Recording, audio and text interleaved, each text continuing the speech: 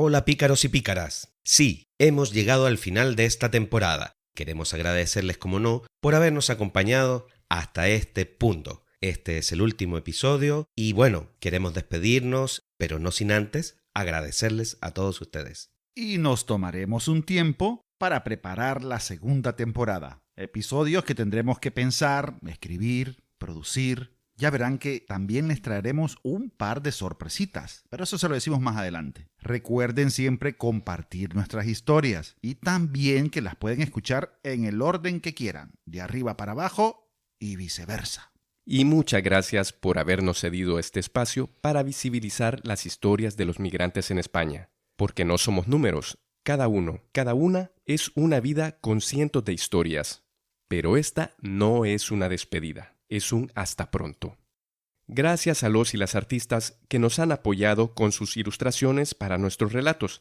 Gracias a quienes nos han prestado sus voces para recrear a los personajes. Gracias a La Calle por su apoyo técnico y táctico. Gracias a las pícaras de la Merca por mover nuestro producto. Que la picardía les acompañe. Y sobre todo gracias a ti, que estás aquí escuchando este último episodio.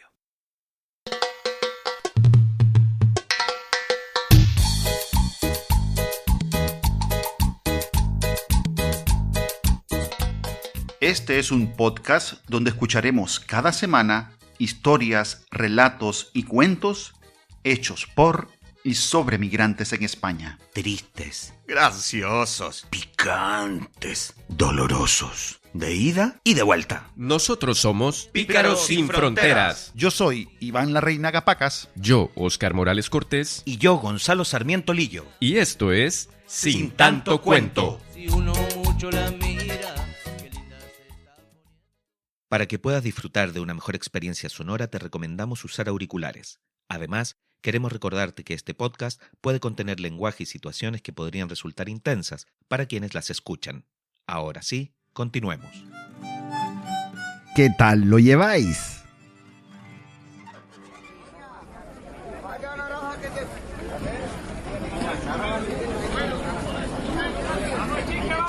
Con un poquito de alegría. Señora, 8 kilos de naranja, 2,99. Que no sus engañen. El mismo idioma decían. No te preocupes, decían. Lo que te ahorras, decían. ¿Qué saben de idiomas? Curiosamente, en cuanto me bajé del avión, pisando tierras hispanas, de donde proviene el idioma que según todo el mundo hablamos en Latinoamérica, yo dejé de entender.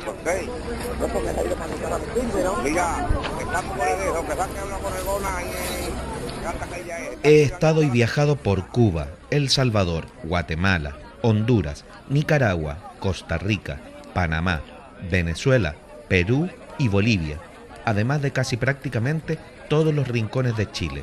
11 países donde cada acento es evidentemente distinto, donde cientos de palabras son absolutamente vernáculas, pero solo en España no he sido capaz de pillar lo que dicen a la primera.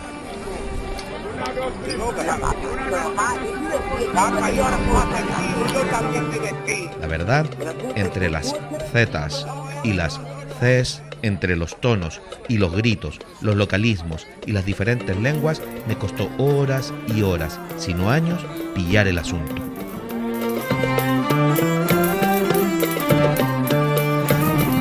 Este entendimiento se compone de una fragmentación de situaciones que hacen un todo. Es como si vas por un mercado lleno de especias, todas con sabores y aromas distintos y que se te meten todas por la nariz o por la boca, que no logras diferenciar cuál es cuál. El verdadero sabor, si son dulces, amargas o agrias, si huelen a madera, a fruta o raíces. Vamos, un vendaval para los sentidos, salvo que en este caso son palabras, frases, conceptos, interjecciones, sonidos que entran por el oído y taladran directamente el cerebro, sin siquiera poder descifrar qué chucha quieren decir, o lo peor, que es qué cojones les dijiste, porque uno acaba dudando de sí mismo. A toda pastilla. Tomar por culo. A ver, ¿qué te voy a contar que no sepas? Tu cara me suena.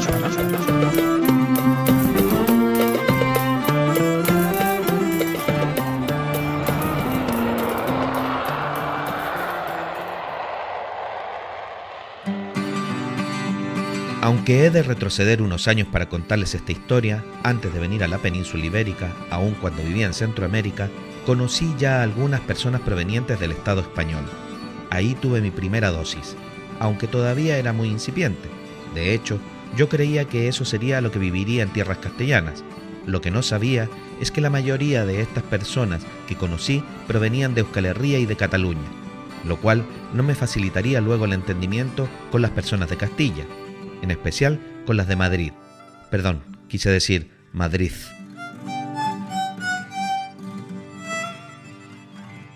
Bueno, que me despisto. El asunto es que en aquellos tiempos oí el siguiente dicho: más ingenua que la zancudo. En Chile, los zancudos son lo que todo el mundo castellano parlante entiende por mosquitos, y en Centroamérica también se puede inferir que un zancudo o una zancuda es una persona que va arriba de unos zancos. A mí, esa imagen me dio mucha ternura, porque solo imaginar a una chica en zanco siendo tan ingenua, la más ingenua, era absurdamente gracioso. También, dado lo que entendí, me imaginé a una zancuda, es decir, una mosquita ingenua, una especie de hada de patas largas, seguramente con bototos volando entre flores. La imaginación y el no entender. Resultó que el dicho en realidad es más ingenua que la asa de un cubo. O sea, obvio, totalmente ad hoc. Pero yo nunca supe si entendí lo que quise o lo que pude.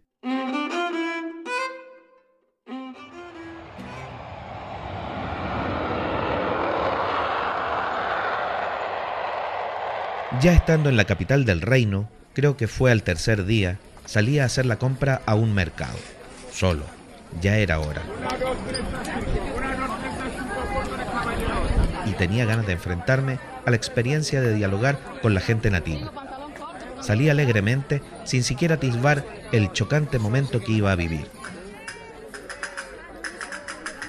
Cuando llegué al puesto de verduras, me quedé maravillado con las frutas y verduras que había. A la par, escuchaba a la gente que decía cosas y me preguntaba cosas, me miraban. Yo pensaba que ciertamente les debía resultar curioso, aunque mis rasgos, si no hablo, tampoco son tan definitivamente latinoamericanos. Y seguí yo viendo los productos, porque unos eran conocidos y otros totalmente exóticos, y ellas, en su mayoría, claramente dueñas de casa, se seguían gritando una palabra e inquiriendo con interjecciones. Salvo que la memoria me falle mucho, en la mayoría de los países de Abya Yala, uno llega a un comercio, observa quiénes están antes que uno y luego pide. Si por cualquier razón alguien se anticipa o se despista, no pasa nada. Nadie se va a molestar de sobremanera. Simplemente se espera.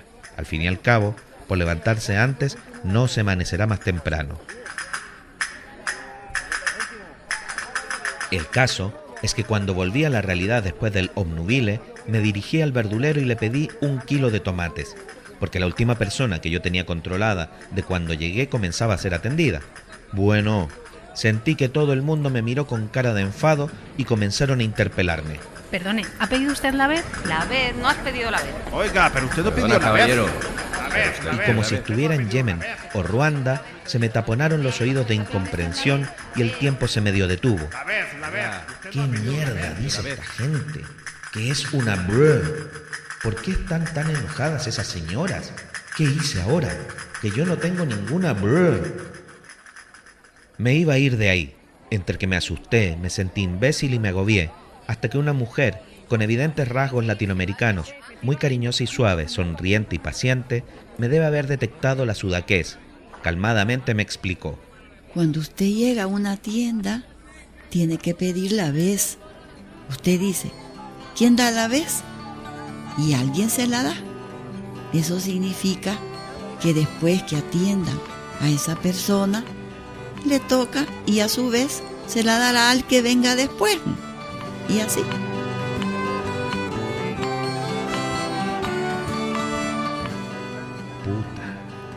La vez, weón. La vez. ¿Qué chucha era eso de la vez? ¿Un resquicio en el lenguaje de la dominación árabe o qué? Me atendieron, no sin recibir antes y durante la compra comentarios que no quise entender y menos oír. Me fui a casa con muchas ganas de llorar. Preferí calmarme y no contárselo a nadie. Pero esa gente y su idioma me iban a costar más de lo que yo imaginaba.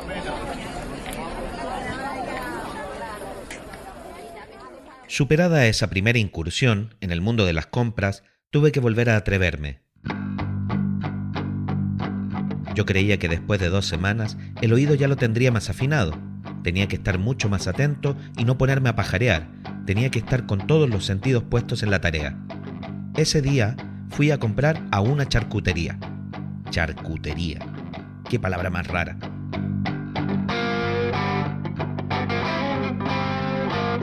Solo la había oído en Caracas. La verdad es que es una de las palabras comerciales menos atractivas que he conocido. Charcutería.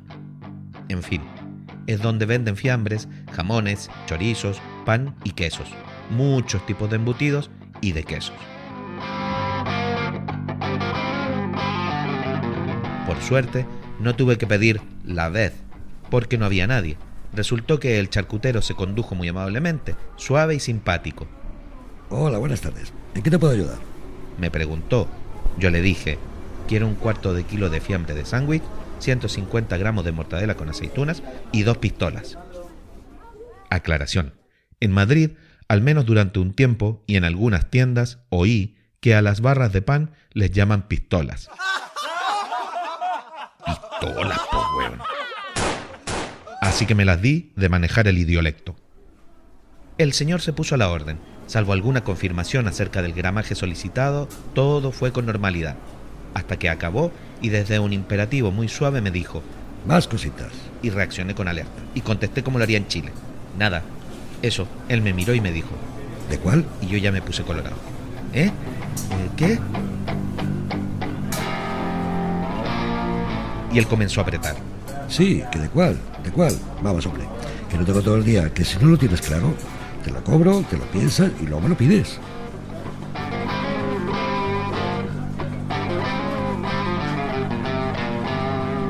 Mientras preparaba mi pedido de fiambre, mortadela y pistolas, la charcutería se había llenado de gente con cara de estreñimiento y con prisa.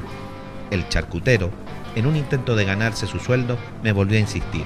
¿De cuál quieres? ¿De estos que están curados, semicurados o de estos mantecosos? Yo le dije que de ninguno, que no quería nada más. Él bufó, hizo la cuenta, yo le pasé un billete, me dio el vuelto y se fue a atender a otra persona, a la vez que yo salía por la puerta de la charcutería a la calle.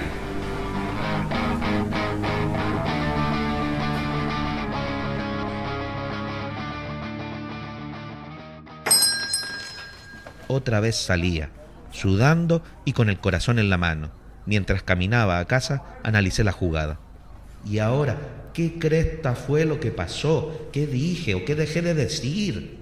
Recordé que le dije: nada, eso. Y supuse que él entendió: queso. Más hueón. Ese día entendí que no podía ir por la vida tan pasguato, tan sumiso, sin enfrentar a quien me interpelaba, o si no nunca me iba a dar a entender o a manejar el idioma. Tenía que explicarme hasta que me entendieran, y tenía que preguntar hasta entender. También tenía que hablar con algo más de firmeza y no amilanarme ante los imperativos. Dame la cuenta, Julián. Cuando puedas.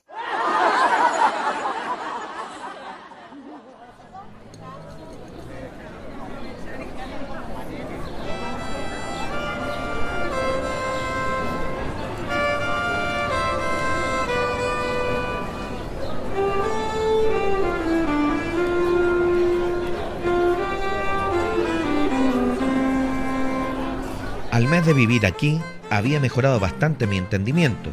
No sé si el darme a entender, creo que aún, más de 20 años después, no lo he logrado. Pero esa es otra dificultad. En esos días me llamó una amiga chilena que acababa de llegar a Madrid, que se venía a vivir aquí y que quería que nos viéramos. Ella se estaba quedando donde un amigo dominicano en el centro, más en específico en Lavapiés. Yo ya había ido un par de veces, siempre acompañado, pero esta vez tenía que ir solo a la quedada. Nadie podía ni me quería acompañar. Le pregunté la dirección de dónde y la hora a la que nos veríamos. Cerrado el tema, me dispuse a prepararme para el encuentro. Habíamos quedado en un bar que se llamaba Grándola a las 20 horas, así que aún tenía unas horitas para el encuentro. En esta ciudad se puede llegar a todos lados en metro, así que fue lo que hice. En ese entonces no había Google Maps ni nada parecido, así que tocaba memorizar calles, vericuetos y paradas de bus. Todo, o preguntar. Antes nunca nadie se perdía y era un drama, así que llegué al encuentro sin problemas.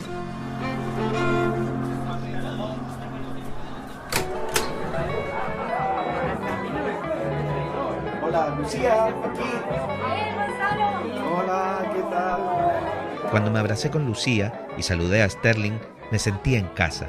Un mes llevaba entre personas españolas, sin un alma latina. Salvo por las llamadas a mi familia de vez en cuando, no había oído la suave dulzura del idioma latinoamericano. Que me cuenten lo que me cuenten, eso no es castellano. O sí, si lo es el verdadero castellano, y lo de aquí quién sabe lo que es.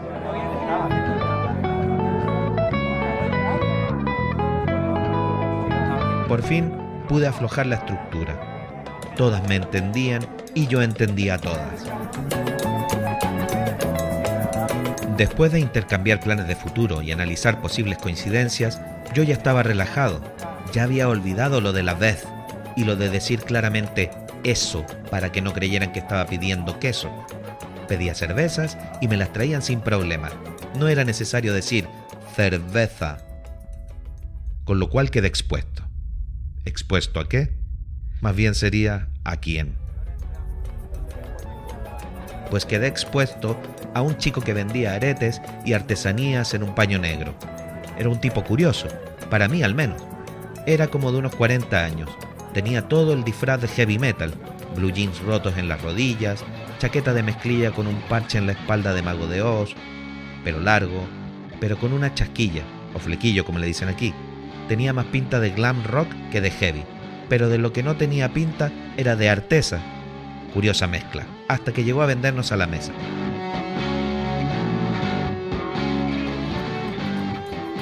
Primero le ofreció a Sterling, que le ignoró sin más.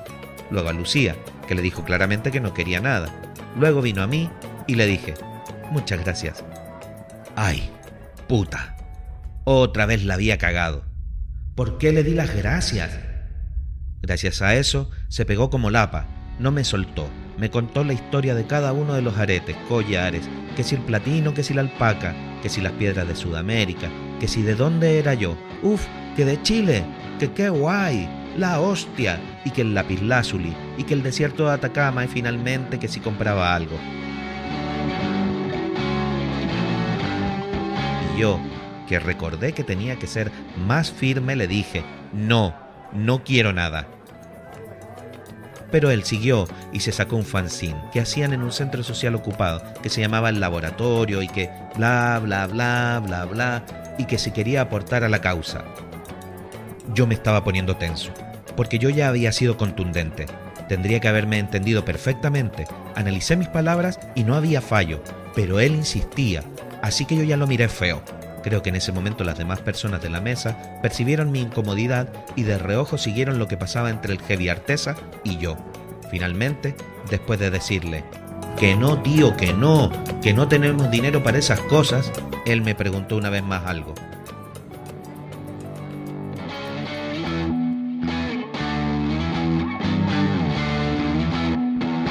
Yo ahí sí que ya no podía más. Estaba choreado, cabreado y hasta las recachas del weón este. Me dijo, ¡ah, qué guay, tíos! Oye, ¿qué tal lo lleváis?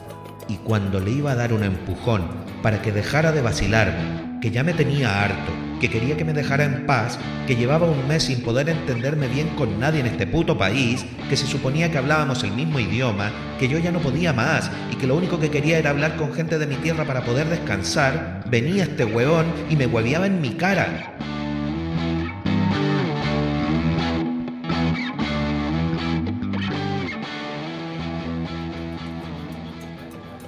Justo en ese momento vino Sterling y se interpuso y le preguntó que qué pasaba, que qué quería, y el hombre le dijo que simplemente me había preguntado que ¿qué tal lo lleváis? A lo que yo le dije a Sterling que yo ya le había dicho que no quería nada, que no iba a llevar nada, que por qué tenía que insistir. Sterling le susurró algo al oído al hombre. Este me sonrió y se fue. Sterling había vivido en España prácticamente desde su nacimiento, con lo cual él se podía dar a entender perfectamente. Me invitó a un cigarro, salimos un momento del bar y nos lo fumamos en la calle. Con el ruido adentro del bar nos hubiera sido imposible tener la conversación que tuvimos. Él me dijo que me tenía que relajar, que para entender a las personas españolas había que habituarse a su modo, a su cultura. Había que percibirles desde otra orilla, sin sentirse juzgado ni amedrentado, que había que querer oír y entender. Son siglos de historia y que, si uno ha venido, probablemente para quedarse, o se acostumbra o mejor se va.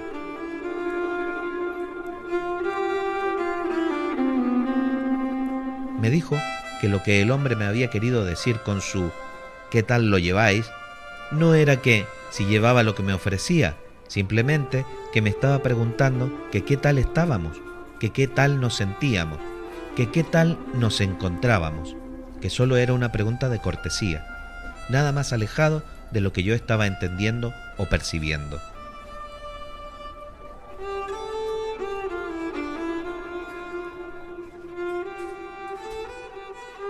Ese día fue el primero del resto de mis días.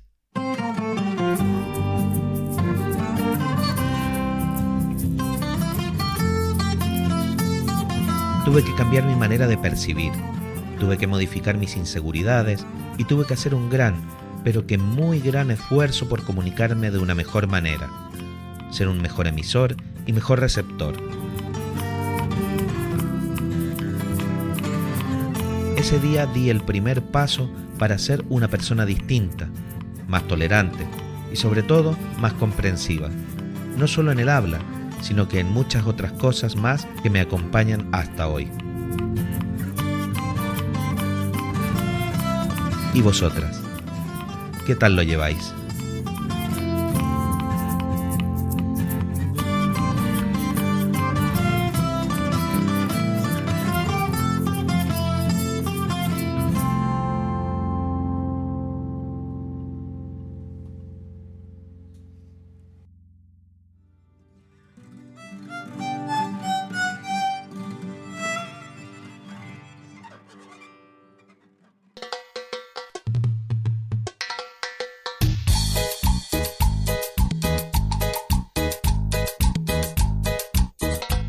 Hasta aquí llegamos. Seguir sería puro cuento. ¿Y para qué? Si te gustó, compártelo con tus amistades. Seguro te lo agradecerán. Nosotros lo haremos hasta la muerte. Para poder continuar con este proyecto, necesitamos tu apoyo. Contáctanos y te diremos cómo hacerlo. En este episodio participaron, en el texto y la narración, Gonzalo Sarmiento Lillo. El arte es obra de Javier Pirata Piratini. Voces invitadas: María José Sobrino, Mati Carballal Ocel, Alicia Pacas, Fernando Urrea Gutiérrez, Ayun Sarmiento. Todas las piezas musicales de este episodio son creación de Lucas Fernández Camarero, a excepción de ¿Y tú dónde estarás? Y El cielito de mi pieza, del grupo chileno Congreso. La interpretación ha corrido a cargo de Lucas Fernández Camarero y la grabación de Kaikus. Muchas gracias. No te olvides de darle a seguir, a la campanita y si quieres déjanos un comentario. Quedamos la semana que viene. Besita a la vecinita.